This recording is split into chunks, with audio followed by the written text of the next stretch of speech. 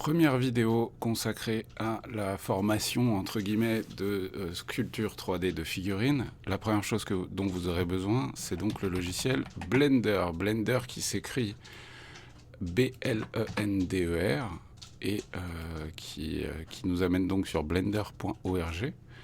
Ici directement vous irez dans la section Download, téléchargement. Et ici vous allez télécharger la dernière version de Blender.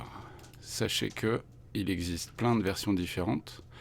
Vous avez une version portable et version OS, et ça fonctionne même sur Linux.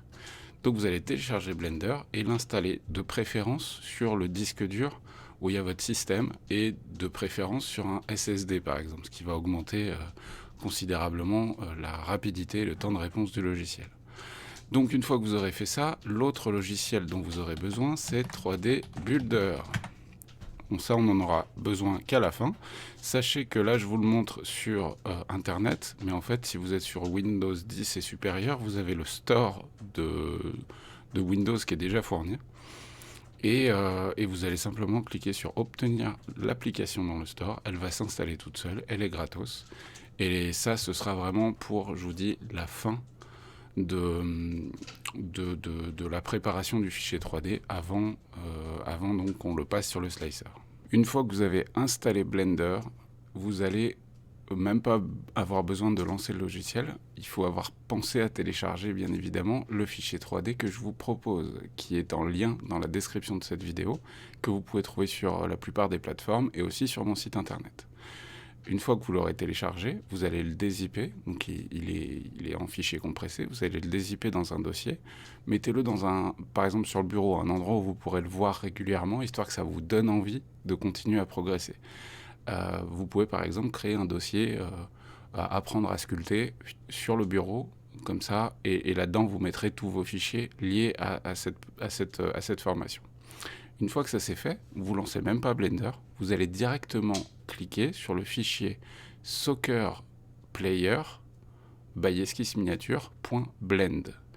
Et en cliquant là-dessus, ça va directement lancer Blender, puisque c'est un fichier blend. Les fichiers blend, c'est des fichiers Blender. Ça va vous ouvrir directement le fichier 3D dont je vous parle et Blender. Si tout s'est passé comme prévu, vous devriez arriver là-dessus. Au début, ça fait un peu peur. Blender, au début, ça fait un peu peur. Si c'est la première fois que vous le lancez, c'est logique. Partez du principe que sur votre souris, le clic gauche va vous permettre de faire la sélection des nombreux objets, des 3 objets qui composent cette scène, et qu'avec un clic droit, vous allez pouvoir faire un certain nombre d'actions. Pour le moment, on ne va pas rentrer dans le détail là-dessus.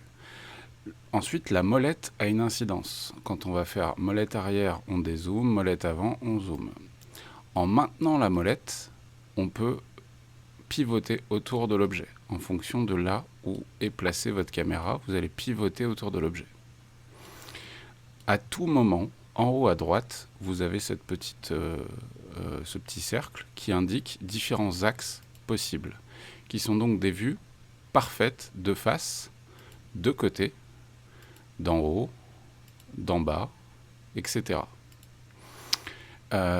Déjà, familiarisez-vous avec ces zones-là. C'est vraiment important d'avoir une idée plus concrète. Et à tout moment, clic molette. Donc on clique sur la molette de la souris, on maintient appuyé et on peut pivoter autour de l'objet. Il y a un autre mouvement de caméra qui est important à connaître, c'est le Shift plus clic molette. Le Shift clic molette vous permet de faire des mouvements latéraux, ce qui va permettre de bouger la caméra relativement vite. C'est pour ça qu'on a tendance à avoir la main gauche sur le clavier au niveau de AZERTY, avec le petit doigt sur le Shift, et ensuite on va maintenir le Shift, et avec les clics molettes, on va pouvoir se réorienter. Ça va être important pour les périodes de zoom, notamment sur les mains.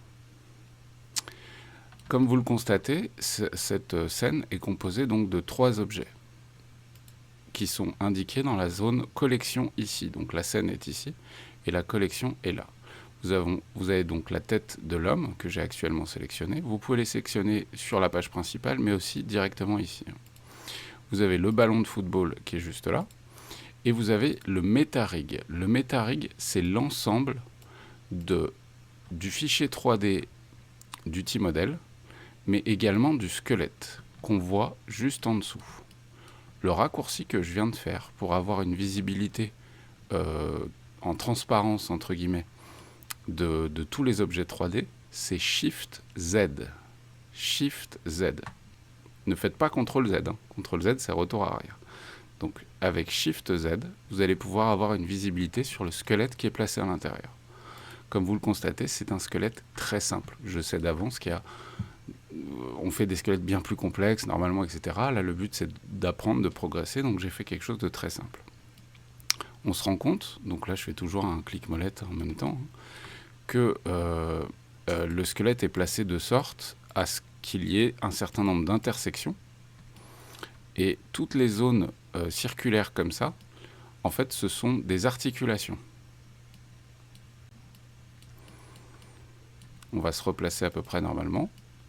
Et la première chose que je vous invite à faire, c'est à vous entraîner à pivoter pour observer correctement l'objet sous tous ses angles.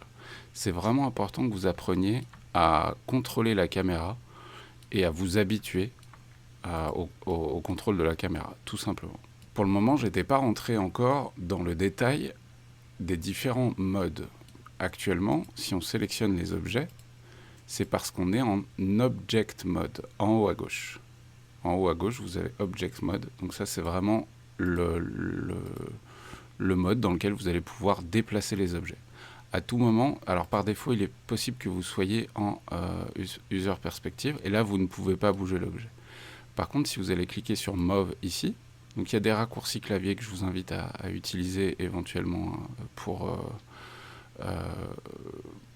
déplacer les objets. Mais pour le moment, vous ne prenez pas trop la tête là-dessus. Donc, en cliquant sur les flèches juste là, vous allez pouvoir déplacer l'objet sur différents axes.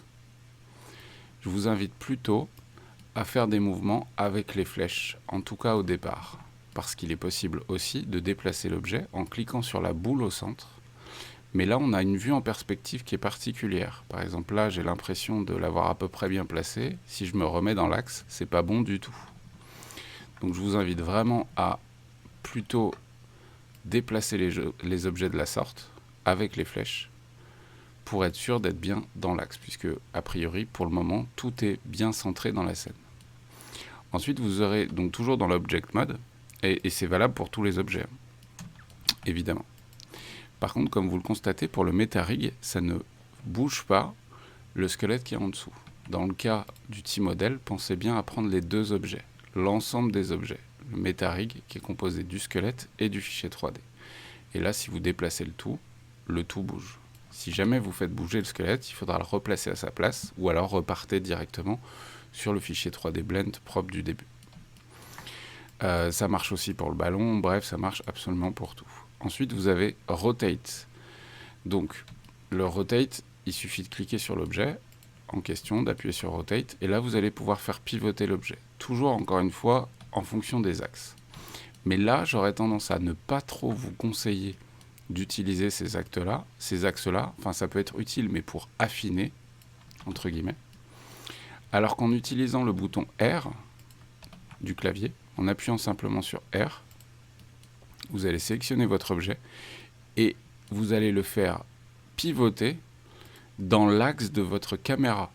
Ça, c'est vraiment important parce que c'est ça qui va nous permettre de faire des poses plutôt réalistes, plus que, vous voyez, j'ai fait un pivot qui est légèrement tordu et que j'aurais mis beaucoup plus de temps à réaliser en me servant uniquement des axes. Donc ça, c'est le rotate. On sélectionne l'objet, on appuie sur R et on bouge en fonction de l'axe de la caméra actuelle. Donc vous voyez, si je le place au-dessus, en biais comme ça, j'appuie sur R, le pivot se fait dans l'axe de la caméra. D'accord ? Ensuite, vous avez le scale, mais ça, on ne va pas trop s'en servir ici. Ça, c'est extrêmement simple. En cliquant sur le gros cercle rond, vous allez grossir ou réduire l'objet de manière proportionnée. Et ensuite, vous pouvez augmenter son échelle, sa taille, de manière basée sur les axes. Ça, pour le moment, a priori, on ne va pas trop s'en servir. Donc ça, c'est l'Object Mode qui vous permet tout simplement de déplacer les objets. Ce que je vous invite à faire, histoire de vous entraîner très très simplement, ça va être de placer déjà le ballon au pied du joueur, ainsi que sa tête de manière approximative. Ne vous inquiétez pas pour le coup, on y viendra plus tard. Je vais vous expliquer brièvement les autres menus, mais il y en a un certain nombre qu'on ne va pas utiliser ou très rarement. En sélectionnant un objet, toujours en Object Mode, on va ensuite passer sur Edit Mode. L'Edit Mode permet de voir chaque surface et de les modifier tout simplement. Prenons un exemple tout bête, je vais sélectionner, alors là j'ai un peu déconné, mais je vais sélectionner l'oreille, et toujours avec le R de Rotate, je vais pouvoir la faire pivoter. Mais vous constatez que ça crée plein de problèmes, donc ce genre de choses, voilà. On va plutôt les faire avec d'autres méthodes, notamment le mode Sculpt. Mais c'est histoire de vous montrer qu'il y a l'Edit Mode qui vous permet de faire des modifications sur la topologie même de l'objet, où en fait vous allez sélectionner vraiment la moindre arête pour y faire des modifications. C'est dans ce mode-là, par exemple, qu'on va corriger un objet qui a des erreurs de mesh, qui a des trous, tout simplement. Mais n'abordons pas plus le sujet de l'Edit Mode, on y viendra plus tard si c'est nécessaire. On va passer sur le Sculpt Mode. Donc Sculpt Mode, n'oubliez pas, il faut toujours avoir sélectionné l'objet, et la sculpture ne fonctionne que sur l'objet de la scène que vous avez sélectionné. Et alors là, sur le Sculpt Mode, on a vraiment absolument tout ce qu'on peut faire sur la phase de sculpture. J'y viendrai plus tard. J'y viendrai un petit peu plus tard dans les vidéos. La phase de sculpt, c'est pas le sujet de celle-ci. Là, on est sur la découverte du logiciel. Mais partez du principe que c'est là qu'on va sculpter l'objet, en fait, tout simplement. On va lui donner sa forme, on va pouvoir lui rajouter des cheveux, lui mettre des cicatrices, le faire sourire, modifier la forme de son visage, bref, faire plein de choses comme ça. Ça, ce sera sur le Sculpt Mode. Donc on repasse sur l'Object Mode, et on va aborder le sujet principal de la prochaine vidéo, en sélectionnant le squelette. Donc n'oubliez pas que si jamais vous n'arrivez pas à le sélectionner, vous faites un Shift Z pour voir à travers, et parfois vous allez cliquer sur l'objet, vous cliquez directement sur une des arêtes du squelette. En plusieurs fois, vous devriez finir par arriver à sélectionner les squelettes. Une fois que vous avez sélectionné le squelette, vous pouvez passer en Pose Mode, chose qui n'était pas présente jusqu'à maintenant. Quand on sélectionnait la tête, il n'y avait pas de Pose Mode. Mais pourquoi? Parce qu'il n'y a pas de squelette dans la tête. Par contre, dans le corps, il y a bien un squelette. À partir de là, ici, le seul et unique objectif de ce mode-là, c'est de modifier la position d'un os. On va appeler ça un os. Ça, cette espèce de triangle, c'est un os.